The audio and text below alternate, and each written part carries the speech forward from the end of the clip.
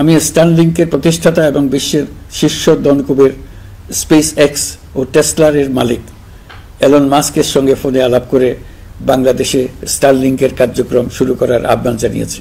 সে অনুসারে কোম্পানির প্রতিনিধিরা এখন বাংলাদেশে তাদের কার্যক্রম শুরুর আয়োজন করছে। তাদের সঙ্গে 3 মাসের মধ্যেই বাণিজ্যিক চুক্তি চূড়ান্ত করার কাজ চলছে। স্টারলিংকের মাধ্যমে স্বল্প মূল্যে উচ্চগতির ইন্টারনেট বাংলাদেশের ডিজিটাল জগতে একটা বিপ্লব আনবে। স্টারলিং সেবা চালু হলে দেশের প্রতিটি গ্রাম, দ্বীপাঞ্চল, দুর্গম পাহাড়ি অঞ্চল অতি উচ্চগতির ইন্টারনেট সেবার আওতায় চলে আসবে। স্টারলিং চালু হলে ভবিষ্যতে কোনো সরকার ইন্টারনেট সেবা বন্ধ করে মানুষকে আর তথ্যবন্দী করার কোনো সুযোগ পাবে না। বাংলাদেশের প্রতিটি অঞ্চলে বিশ্বমানের শিক্ষা, স্বাস্থ্যসেবা, অর্থনৈতিক ক্ষেত্রে সকল নাগরিকের অংশগ্রহণ নিশ্চিত করা যাবে।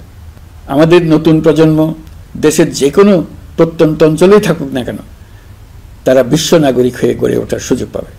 সরকার যুব উদ্যোক্তা নীতি 2025 প্রণয়ন করেছে। এর লক্ষ্য হবে সামাজিক, অর্থনৈতিক ও পরিবেশগত অগ্রগতির মূল চালক হিসেবে তরুণ তরুণীদের ক্ষমতায়ন করা। এই নীতি টেকসই উন্নয়ন লক্ষ্যমাত্রা অর্জনের উপায় হিসেবে সফল উদ্যোক্তা তৈরিতে সহায়ক হবে। সামাজিক ও অর্থনৈতিক ক্ষেত্রে তরুণ উদ্যোক্তাদের অবদানকে স্বীকৃতি দেওয়া হবে। প্রিয় দেশবাসী, জাতিসংঘের মহাসচিব অ্যান্টনিও গুতেরেস কয়েকদিন আগে বাংলাদেশ সফর করেছেন। তাকে সঙ্গে নিয়ে আমি কক্সবাজারে রোহিঙ্গা ক্যাম্পগুলোতে গিয়েছি। ক্যাম্পে অবস্থানরত 1 লাখ রোহিঙ্গা শিশু, কিশোর, নারী, পুরুষ সবার সঙ্গে একসঙ্গে ইফতার করেছে। আমাদের প্রস্তাবে সম্মতি জানিয়ে আগামী সেপ্টেম্বর মাসে জাতিসংঘের সাধারণ অধিবেশনে রোহিঙ্গা সংকট নিয়ে একটি পৃথক অধিবেশন আয়োজন করার প্রস্তুতি নিচ্ছে। মালয়েশিয়া ও ফিনল্যান্ড যৌথভাবে এই সম্মেলনের আয়োজক হতে এগিয়ে এসছে। এর পাশাপাশি অস্ট্রেলিয়ার সাবেক ভারপ্রাপ্ত প্রধানমন্ত্রী জুলি বিশপকে আমি এই গুরুত্বপূর্ণ সভায় মুখ্য ভূমিকা পালনের জন্য আহ্বান জানিয়েছি। তিনি আমার প্রস্তাব গ্রহণ করেছেন। জাতিসংঘের মহাসচিব বাংলাদেশ সফরে এসে জাতীয় ঐকমত্য কমিশনের সদস্য, রাজনৈতিক দলের নেতৃবৃন্দ ও তরুণদের সঙ্গে পৃথক পৃথকভাবে বৈঠক করেছেন। বৈঠকে সবাই জাতিসংঘের মহাসচিবকে নতুন বাংলাদেশ গঠনের স্বপ্নের কথা জানিয়েছেন। আপনারা জানেন, পতিত স্বৈরাচারের নিপীড়নের বর্ণনা উঠে এসছে জাতিসংঘের মানবাধিকার বিষয়ক হাই কমিশনারের কার্যালয়ের রিপোর্টে। গত জুলাই-আগস্ট মাসে বাংলাদেশের ছাত্র, শ্রমিক জনতার উপর শেখ হাসিনা সরকার ও আওয়ামী লীগ যে দমন, পীড়ন ও হত্যাকাণ্ড চালিয়েছে, এর পুঙ্খানুপুঙ্খ তদন্ত করে বিস্তারিত রিপোর্ট প্রকাশ করেছে তারা। এই রিপোর্টে স্পষ্টভাবে উঠে এসছে যে শেখ হাসিনা নিজেই নিরাপত্তা বাহিনীর কর্মকর্তাদের নির্দেশ দিয়েছিলেন বিক্ষোভকারীদের হত্যা করতে। বিগত সরকার, আওয়ামী লীগ ও আওয়ামী লীগের সহযোগী গোষ্ঠী ও সংগঠন একত্রিত হয়ে পরিকল্পিতভাবেই গুরুতর মানবাধিকার লঙ্ঘনে জড়িত ছিল।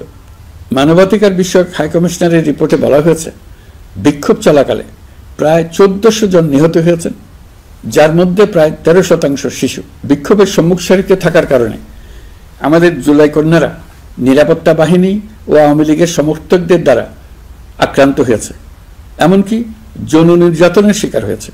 জাতিসংঘের রিপোর্ট পড়ে সবার গায়ের লোম দাঁড়িয়ে গেছে। কি ভয়াবহতা! কিভাবে একজন প্রধানমন্ত্রী নিজ দেশের নিরস্ত্র মানুষকে হত্যার পর লাশ লুকিয়ে ফেলার নির্দেশ দিতে পারে? ক্ষমতা আঁকড়ে রাখার জন্য তিনি পৃথিবীর সকল নিষ্ঠুরতা ছাড়িয়ে গেছেন। এটাই জাতিসংঘের প্রতিবেদনে উঠে এসছে। মানবাধিকার বিষয়ক হাইকমিশনার কার্যালয়ের এই রিপোর্টকে আমরা স্বাগত জানাচ্ছি। প্রতিবেদনে যে সুপারিশ করা হয়েছে, অন্তর্বর্তী সরকার সেই সুপারিশগুলো গুরুত্বের সঙ্গে বিবেচনা করছে। আপনাদেরকে আশ্বস্ত করে বলতে চাই, যারা গণহত্যায় জড়িত ছিল, যারা নির্বিচারে মানুষ হত্যা করেছে, যারা ইতিমধ্যে হত্যাকারী হিসেবে বিশ্বের কাছে স্বীকৃত, তাদের বিচার এই দেশের মাটিতে হবেই। প্রিয় দেশবাসী, আপনারা জানেন, অন্তর্বর্তী সরকার দায়িত্ব নেবার পর থেকেই গণমাধ্যম ও সোশ্যাল মিডিয়ায় গুজবের জন্য এক মহোৎসব চলছে। দেশকে অস্থিতিশীল করার জন্য একের পর এক মিথ্যা তথ্য ছড়িয়ে দিয়ে জনগণকে বিভ্রান্ত করার চেষ্টা চলছে। অভিনব সব প্রক্রিয়ায় গুজব ছড়ানো হচ্ছে। এক ছবির সঙ্গে অন্য ছবি জুড়ে দেওয়া হচ্ছে, ঘটনা একটা, ছবি আরেকটা। এরকম ফটোকার্ড বানিয়ে অন্য দেশের ঘটনাকে এ দেশের ঘটনা হিসেবে চালিয়ে দিয়ে সোশ্যাল মিডিয়ায় তোলপাড় করে ফেলছে। যতই নির্বাচন কাছে আসবে এর রূপ আরো ভয়ঙ্কর হতে থাকবে। কারা এর পেছনে আছে, কেন আছে, তা আপনাদের সবারই জানা আছে। আমরা এই গুজব ও মিথ্যা তথ্যের প্রচারণা রোধ করতে জাতিসংঘের সহযোগিতা চেয়েছি। জাতিসংঘের মহাসচিব এর মোকাবেলায় আমাদের সহযোগিতা করবেন বলে আশ্বাস দিয়ে গেছেন। দেশবাসীকে আমি স্মরণ করিয়ে দিতে চাই যে জুলাই অভ্যুত্থানের প্রথম পর্ব সফলভাবে সমাপ্ত হয়েছে। প্রথম পর্বের সমাপ্তির মধ্য দিয়ে অভ্যুত্থানের দ্বিতীয় পর্ব শুরু হলো। সবসময় মনে রাখতে হবে, আমরা কিন্তু যুদ্ধাবস্থায় আছি। গুজব হলো এই জুলাই অভ্যুত্থানের বিরুদ্ধে পরাজিত শক্তির মস্ত বড় হাতিয়ার। গুজব দেখলেই গুজবের সূত্রের সন্ধান করতে থাকবেন, গুজবকে অবহেলা করবেন না। বহু অভিজ্ঞ সমর বিশারদ এই গুজবের পেছনে দিনরাত কাজ করছে। সীমাহীন অর্থ এর পেছনে নিয়োজিত আছে। এর মূল লক্ষ্য জুলাই অভ্যুত্থানকে ব্যর্থ করা। আমরা তাকে ব্যর্থ হতে দেব না। আমাদের সামগ্রিক ঐক্য পলাতক শক্তির গায়ে জ্বালা ধরিয়ে দিচ্ছে। তারা এই ঐক্য ভাঙতে চায়। তাদের অভিনব কৌশল আপনি টেরই পাবেন না, আপনি বুঝতেই পারছেন না কখন তাদের খেলায় আপনি পুতুল হয়ে গেছেন।